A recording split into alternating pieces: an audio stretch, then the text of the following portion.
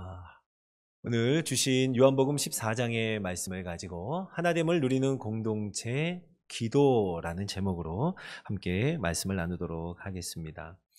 2021년을 시작하면서 이제 셋째 주가 되었는데요. 우리 계속 하나됨을 누리는 공동체라는 제목으로 말씀을 나누며 우리의 반월교회를 위해서 기도하는 마음으로 예수님의 기도와 예수님의 말씀을 함께 묵상하고 있습니다.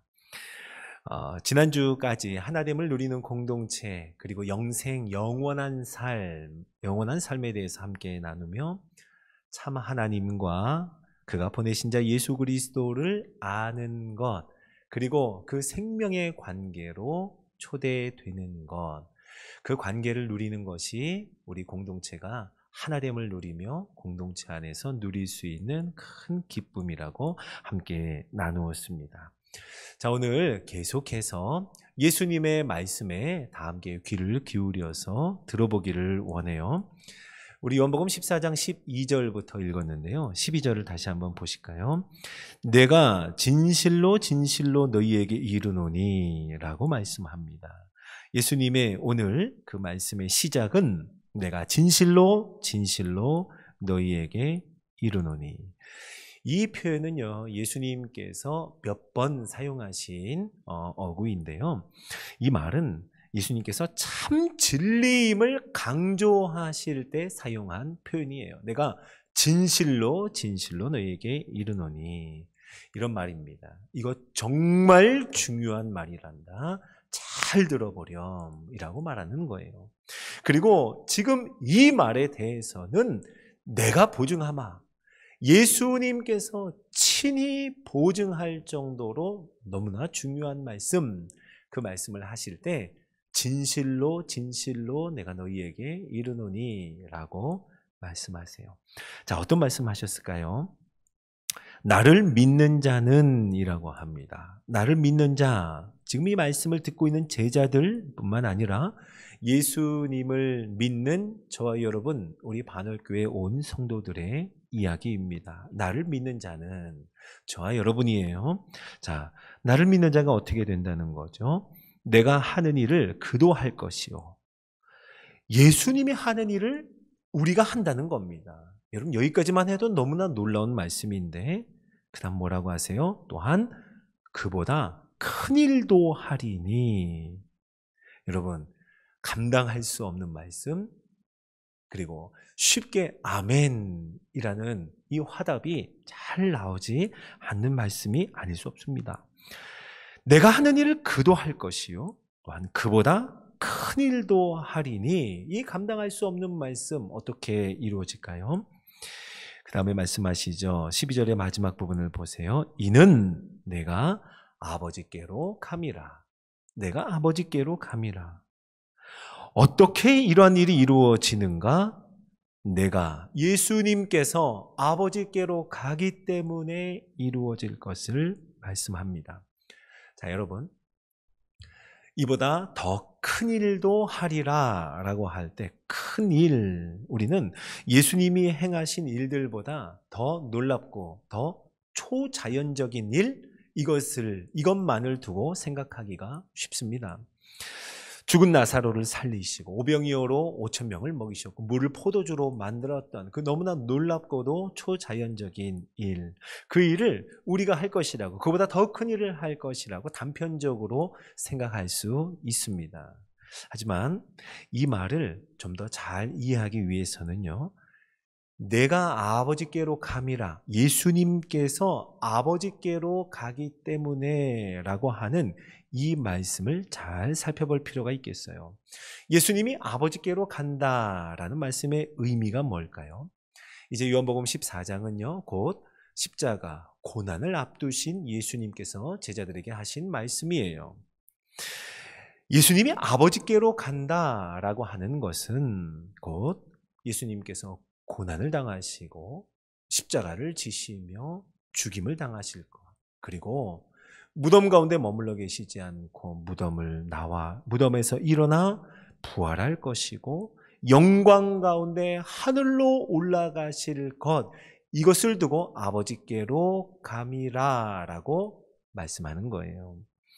예수님의 고난과 죽음, 그리고 부활과 승천, 이 모든 것을 다 포괄하는 말씀이 내가 아버지께로 감이라 라는 말씀입니다.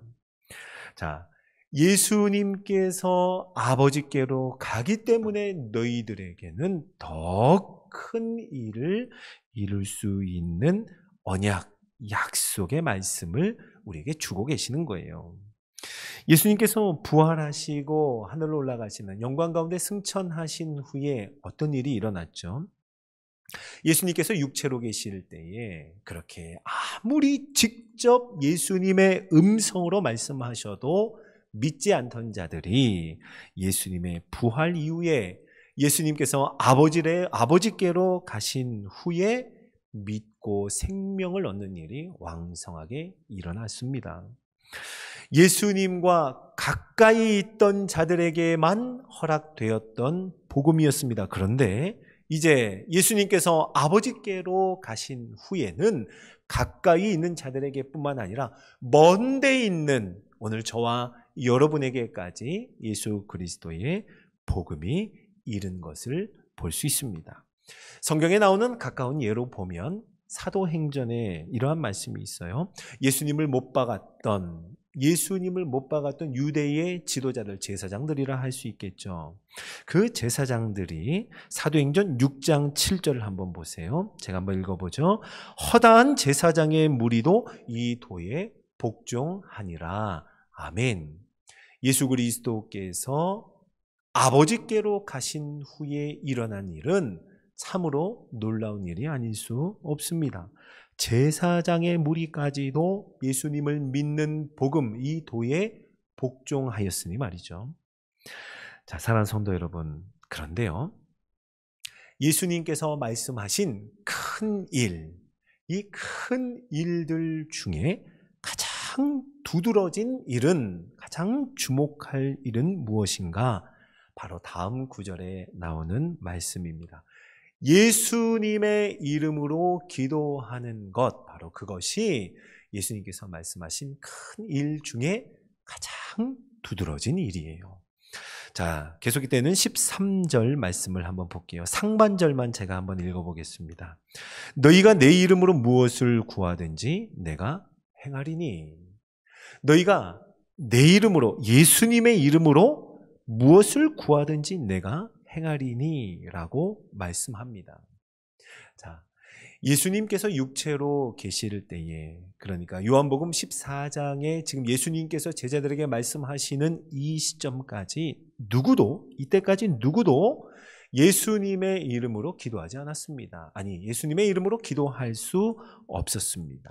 그러나 예수님께서 아버지께로 가신 후에 고난당하시고 십자가를 지시고 죽으시고 부활하시고 승천하신 후에 이제는 완전한 구원을 이루셨어요. 이제서야 예수님의 이름으로 기도하며 하나님 아버지께 나아갈 길이 열렸다는 거예요.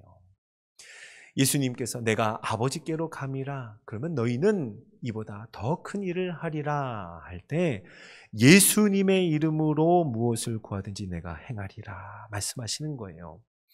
자, 예수님께서 육체로 계실 때 또 제한되었던 기도였습니다. 그것은 언제 어디서나 기도할 수 없었어요. 그러나 이제는 예수님께서 아버지께로 가신 후에, 영광을 얻으신 후에는, 구원이 다 이루어지고 나서는 언제나 어디서나 기도할 수 있는, 도움이 필요하면 언제든 하나님 앞에 나아가 예수님의 이름으로 기도할 수 있는 길이 열렸다는 거예요.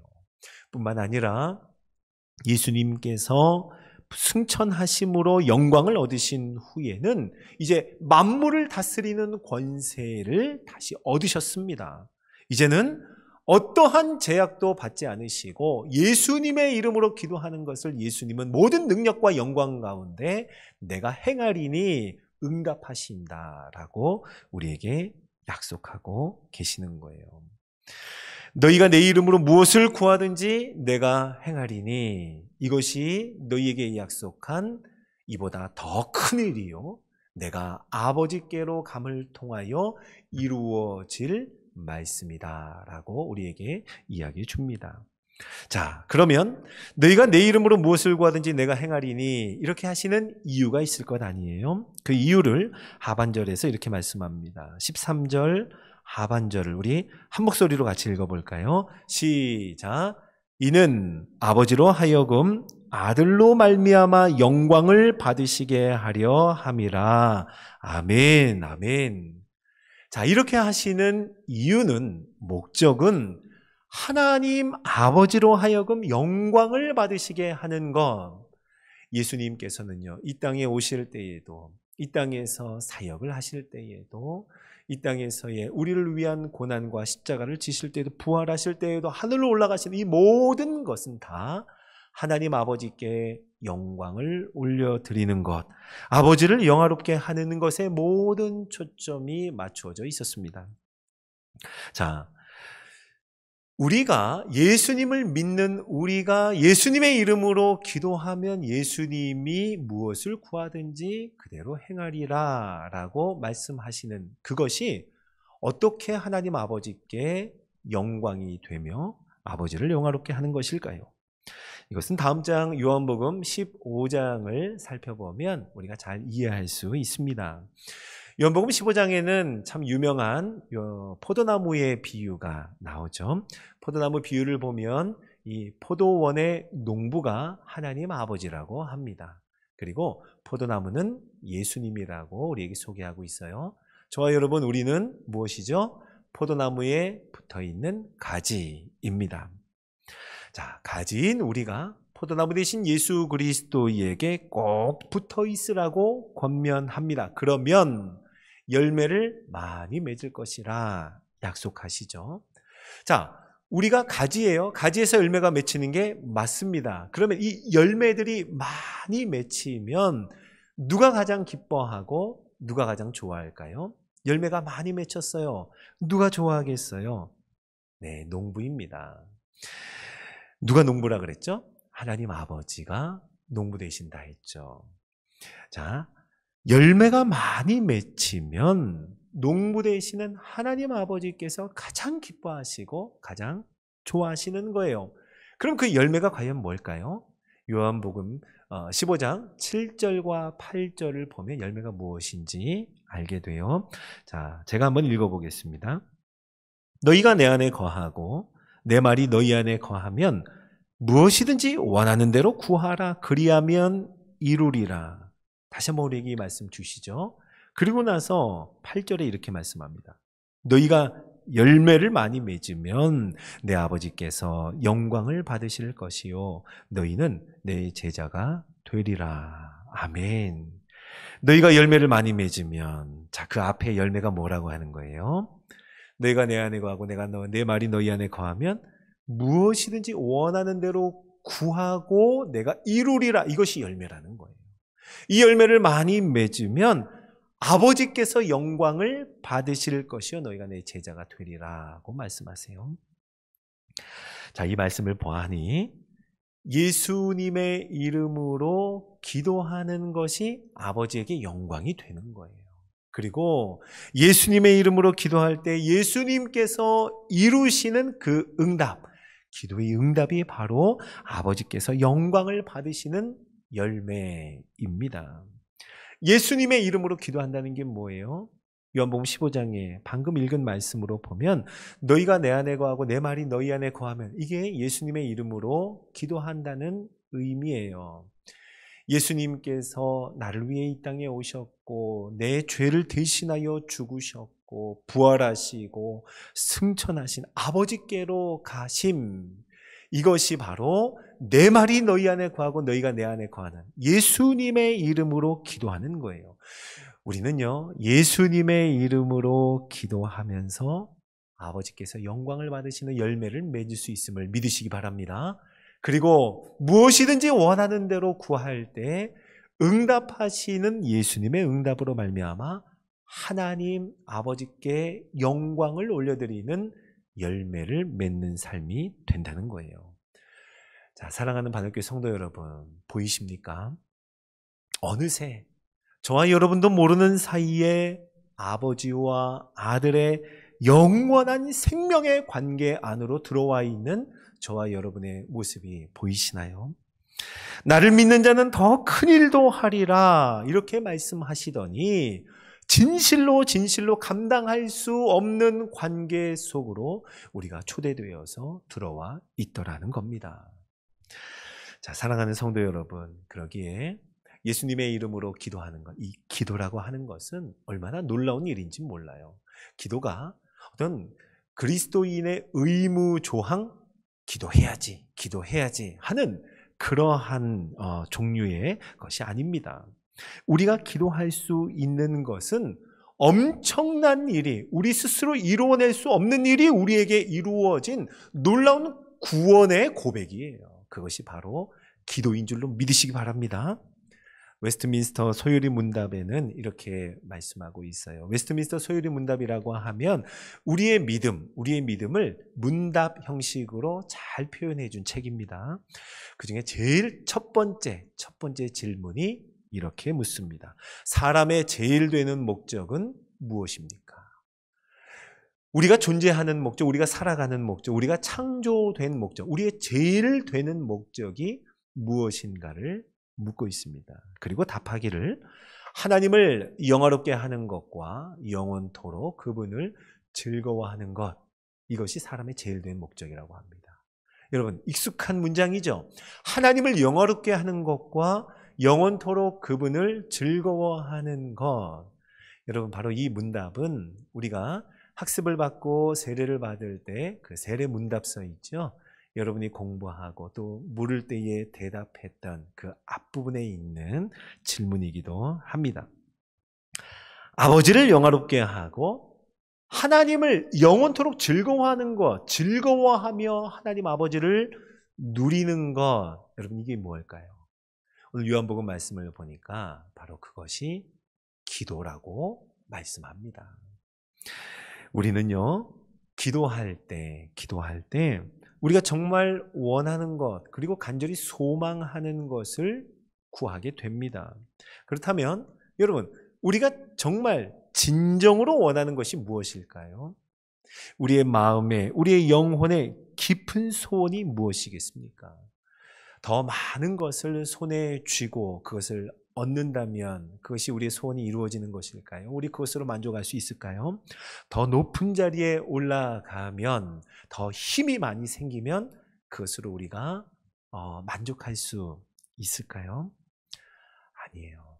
우리는요, 그러한 것들로는 영원토록 만족할 수 없는 사람들입니다. 우리는 그렇게 지음을 받았어요. 예를 한번 들어볼까요? 만약 힘들고 지치고 그리고 상처난 어린아이가 집에 돌아옵니다. 집에 돌아올 때는 엄마 아빠가 필요해서 돌아오는 거예요. 그렇게 돌아왔는데 엄마 아빠는 계시지 않고 그 아이를 위한 선물만 잔뜩 쌓여 있다고 생각을 해보세요. 아마 그런 장면을 한번 상상해 보십시오. 아마 당장에는 아이들이 그 선물에 눈이 커질 수도 있습니다. 그러나 이내 곧 더 깊은 외로움이 시작이 될 것이고 더 깊은 부족과 결핍을 느끼게 될 거예요. 그들에게 목마름이라고 하는 것은 더 깊어질 것입니다. 이런 것을 두고 1800년대에 참 귀한 목사님으로 섬기셨던 조지 맥도널드는 이렇게 말씀했어요. 한번 들어보세요. 한 영혼에게 그 무엇보다 가장 절실하게 필요한 것은 바로 하나님과의 연합입니다. 기도는 그 연합의 시작이며 우리의 필요는 그런 기도를 자극하는 동기가 됩니다. 그러므로 하나님과의 연합, 하나님과의 대화, 하나님과의 하나됨을 시작하십시오. 이것이야말로 기도의 유일한 목적입니다. 라고 이야기하셨습니다. 자, 그렇죠, 여러분. 우리 언제 기도해요? 우리에게 필요한 것이 있을 때, 부족함이 발견될 때, 결핍이 있을 때 하나님 앞에 기도합니다. 도움을 요청하며 기도해요. 그때는 무엇이든지 원하는 대로 구합니다. 그런데요, 우리의 연약함과 결핍, 우리의 필요를 가지고 기도하다가 그렇게 힘들면 힘들수록 더 절실한 마음으로 하나님 앞에 마음을 쏟아 놓다가 그러다가 어느샌가 하나님과의 친밀함을 누리게 됩니다. 하나님과의 친밀함, 하나님이 나에게 주시는 은혜와 사랑을 경험하게 되죠. 그렇게 조금씩 하나님 자신이 내가 간절히 원했던 것보다도 하나님 자신이 내가 정말 원하는 큰 소원이 되고 하나님 자신이 내 안에 갈급함의 대상이 되어 간다면, 여러분, 그렇게 된다면 우리의 기도가 어떤 기도가 될까요? 그렇게 기도하는 자리마다 하나님의 은혜를 구하고 하나님 자신을 구하고 하나님의 영광을 구하며 나갈 때 우리는 하나님을 즐거워하고 영원토록 그분을 영화롭게 하는 기도가 될 것입니다. 자, 사랑하는 성도 여러분, 지난 주일 설교 중에 제가 이런 말씀을 드렸습니다. 교회는 괜찮은 사람들이 모이는 곳이 아니라 엉망인 사람들이 모이는 곳입니다 라고요. 맞습니다. 우리 모두는 삶의 한계를 느끼며 왜 이렇게 힘겹고 또 버거운 삶을 살아가는지 모르겠어요. 성도임에도 불구하고 한없이 연약하고 수많은 결핍을 가지고 살아갑니다. 우리의 지혜를 보자면 얼마나 어리석은지 몰라요. 나도 모르는 사이에 삶이 엉망이 되어버리고 말죠. 그러한 나의 삶의 연약함과 결핍과 어리석음을 발견할 때마다, 아니 점점 더 나아지는 것이 아니라 오히려 점점 더 깊이 나의 연약함과 어리석음, 엉망이 되어버린 삶이 발견되어질수록 우리는 이렇게 고백할 수 있어야 돼요. 아, 예수님의 말씀이 정말 맞구나. 어떤 말씀일까요? 예수님 이런 말씀하셨죠. 건강한 자에게는 의사가 쓸데없고 병든 자에게라야 쓸데 있느니라. 아, 우리가 정말 병든 자들이구나. 예수님이 정말 필요한 자들이구나 라고요. 서로가 서로의 기도의 제목, 삶의 어려운 형편을 들을 때마다 아니 어쩌다가 저런 일이 생겼어가 아니라 아, 맞구나.